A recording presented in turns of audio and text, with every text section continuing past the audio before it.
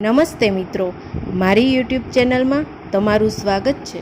ઘરનું આંગણું ખચોખચ ભરાયું હતું. નીરજ કાકા અને સુમિતા કાકી એમની દીકરી મંજુમ સાથે મુંબઈથી કાલે રાત્રે 10 વાગ્યાની ટ્રેનમાં જ આવી પહોંચ્યા હતા. રાજીવ મામા અને પ્રેમા મામી પણ પોરબંદરથી સવારે 6 વાગે આવી ગયેલા. એ બધાની સાથે પાડોશના સંજય કાકા, હર્ષદા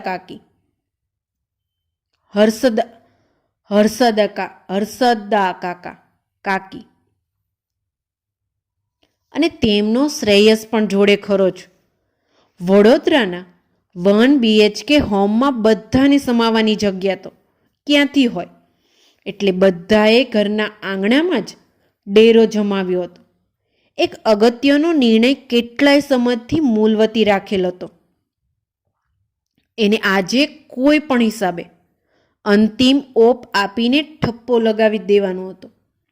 બધાનું એક જ કહેવું હતું, સ્નેહા અને આનંદને હવે વધુ ઢીલ દેવામાં જોખમ છે.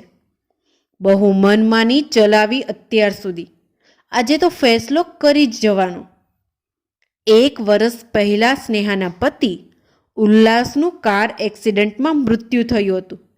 ઘરમાં ફક્ત 4 વ્યક્તિઓ હતા: સ્નેહા, ઉલ્લાસ, એમની 3 વર્ષની દીકરી શ્રીજા અને ઉલ્લાસનો ભાઈ આનંદ. સ્નેહા અને ઉલ્લાસ બેમાંથી કોઈના પણ માતા પિતા હયાત હતા નહીં, એટલે ઉલ્લાસના મૃત્યુ બાદ પરિવારના 3 જણા જ રહ્યા હતા.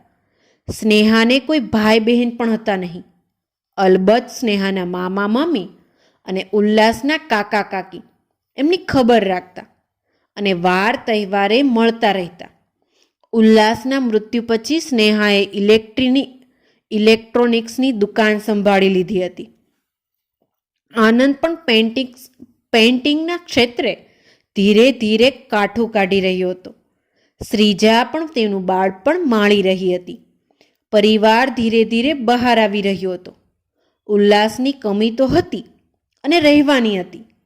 છેલ્લા 6 મહિનાથી આ સગા સ્નેહાની પાછળ પડેલા. આનંદ સાથે મેરેજ કરી લે, તારી ઉંમરનો જ તો છે, તમને બંનેને કેટલું ફાવે પણ છે. અમે શંકા નથી કરતા, પરંતુ તમારો મનમેળ ઘણો સરસ છે. શ્રીજાનું તો વિચાર, એને બાપનો પ્રેમ બીજું કોણ સારી રીતે આપી શકશે? અને તું, આ પહાડ જેવી જિંદગી તું કેવી રીતે કાઢીશ?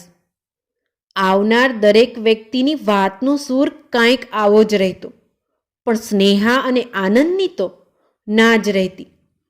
બધા સગાએ વારાફરતી બંનેને સમજાવવાનો પ્રયત્ન કરી જોયો હતો, પણ બેમાંથી એકે ટસનું મસ નહોતું થતું. અને એટલે જ બધા સગાએ સંપ કરી આજની મીટિંગ ગોઠવી લીધેલી. સ્નેહા બધા માટે ટ્રેમાં ચા લઈને આવી. આનંદ પણ બેઠો હતો. નીરજ કાકા, આનંદ, બેટા શું કરે છે તું? શ્રીજા તારી દીકરી નથી? એ શાળાએ જશે ત્યારે કોની આંગળી પકડીને જશે? જીવનમાં ડગલે અને પગલે જ્યારે એને પપ્પાની જરૂર પડશે ત્યારે એની પાસે કોણ હશે? આનંદ કહે, શ્રીજા મારી દીકરી છે અને રહેશે. ઉલ્લાસભાઈના ગયા પછી ભાભી અને શ્રીજા પ્રત્યે મારી ફરજ ઘણી વધી ગઈ છે અને મને સુપૂરે સમજાય છે. સુમિતા કાકી કહે, પણ દીકરા, એક કાકા તરીકે તું ફરજ નિભાવે અને બાપ તરીકે, એમાં આસમાન જમીનનો ફેર પડી જશે. કાલ ઉઠીને તારી વહુ આવશે તો એ તને તારું ધાર્યું બધું નહીં પણ કરવા દે, ત્યારે તું શું કરીશ? રાજીવ મામા કહે, સ્નેહા, તું ચા સાઈડ પર મૂક, અમે બધા લઈ લઈશું, તું અહીં બેસ. દીકરી, ઉલ્લાસ માટેની તારી લાગણી અમે સમજાય છે, પણ જીવનમાં તને જીવન સાથી તો જોઈશે.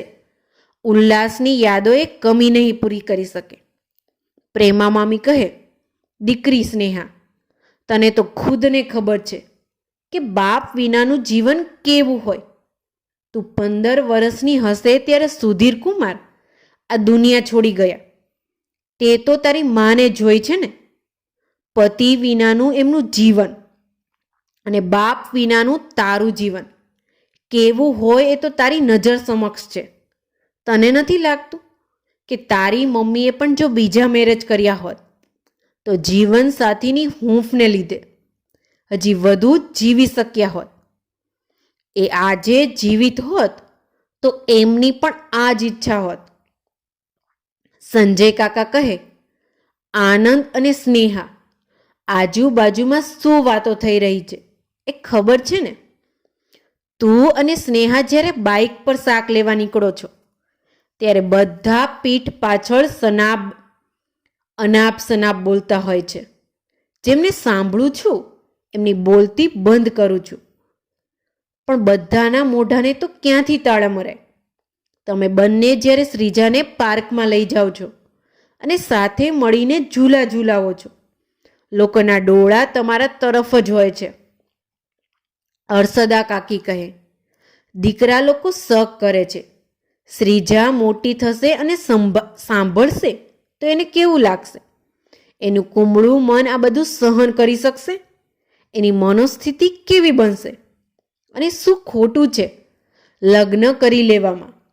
વર્ષોથી આવું થતું જ આવ્યું છે. કંઈક નવું નથી કરી રહ્યા આપણે. હા, શરૂઆતમાં થોડું અજુગતું લાગશે, પણ પછી તો તમે ગોઠવાઈ જશો. ખબર નહીં પડે. મન થોડું કાઠું કરીને આ નિર્ણય લઈ લો. અમને તો આમાં કશું ખોટું નથી લાગતું. શ્રેયસ કહે, આનંદભાઈ, હું તમારી જગ્યાએ હોત તો પરિવારની ભલાઈ માટે મેં આવો નિર્ણય લઈ લીધો હોત. સ્નેહા આનંદ સામે જોઈ રહી હતી. બેવની આંખો એકબીજાને કશું કહી રહી હતી. સ્નેહાએ ઈશારો કર્યો અને આનંદ સમજી ગયો. સારું, અમે બંને એકલામાં વાતો કરવા માંગીએ છીએ. અમને અડધો કલાક આપશો? બધાએ સર્વસંમતિમાં ડોકું ધૂણાવ્યું. સ્નેહા અને આનંદ ઘરમાં ગયા. આશાભરી આંખે બધા રાહ જોવા માંડ્યા. આખરે આ છોકરાએ એકબીજા સાથે વાતચીત કરવા સહમત થયા હતા.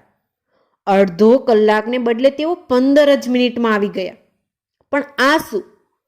આનંદના મોં પર લાલ ટપકું અને હાથમાં રાખડી. બધાનું ચોંકી જવું સ્વાભાવિક હતું.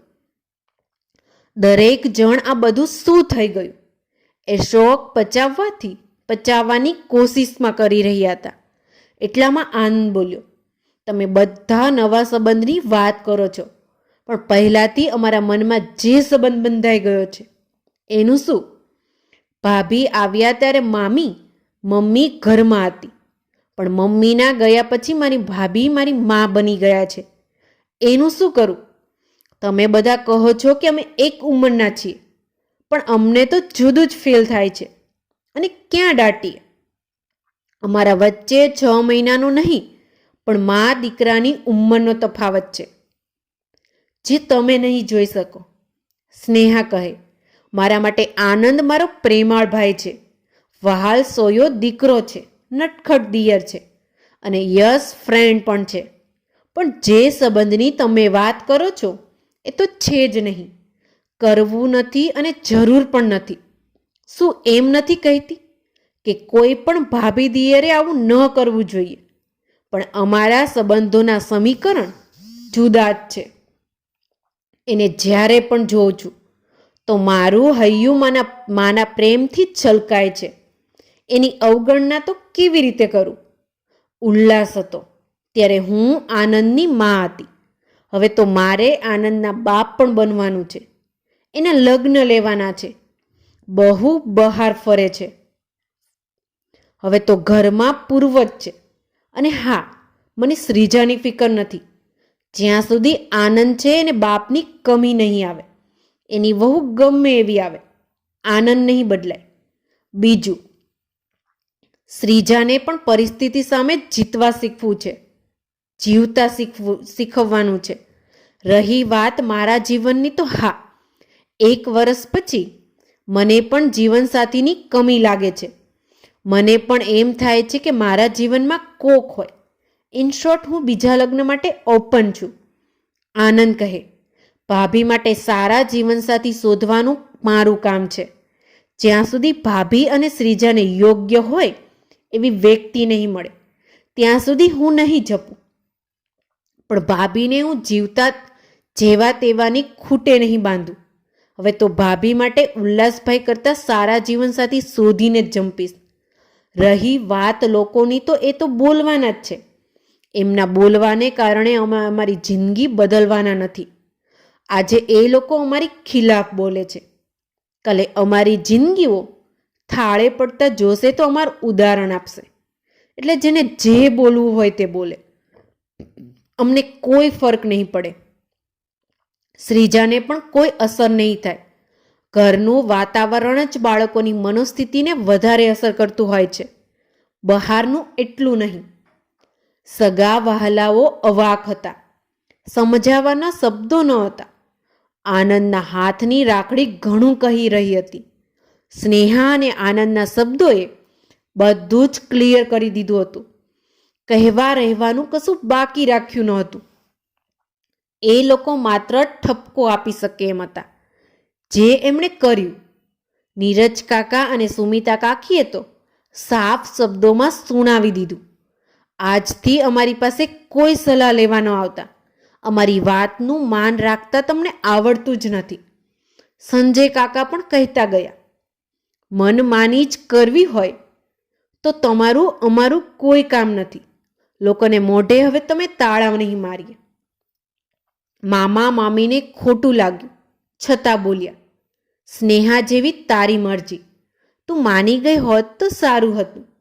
આજે જે થયું એ ખરેખર ખોટું થયું છે. તારી માનો આત્મા દુઃખી થતો હશે. આનંદ અને સ્નેહા હાથ જોડીને ઊભા હતા. મોં પર બધાને નિરાશ કર્યાના ભાવ હતા, પરંતુ બોડી લેંગ્વેજથી સાચું કર્યાની પ્રતીતિ થતી હતી. વાતને 2 વર્ષ 3 મહિના વહાણાવાયા હતા. બધાના ઘરે કંકોત્રી આવી હતી. ભાઈ બહેન એક જ માંડવામાં પરણી રહ્યા હતા. સ્નેહાના લગ્ન એક પુત્રીના પિતા એવા એરફોર્સ ઓફિસર વિવેક સાથે, અને આનંદના લગ્ન એમની જ જ્ઞાતિની છોકરી પૂર્વા સાથે સંપન્ન થયા. પૂર્વા અને આનંદે જ ભાઈ ભાભી બંનેને સ્નેહાનું કન્યાદાન કર્યું.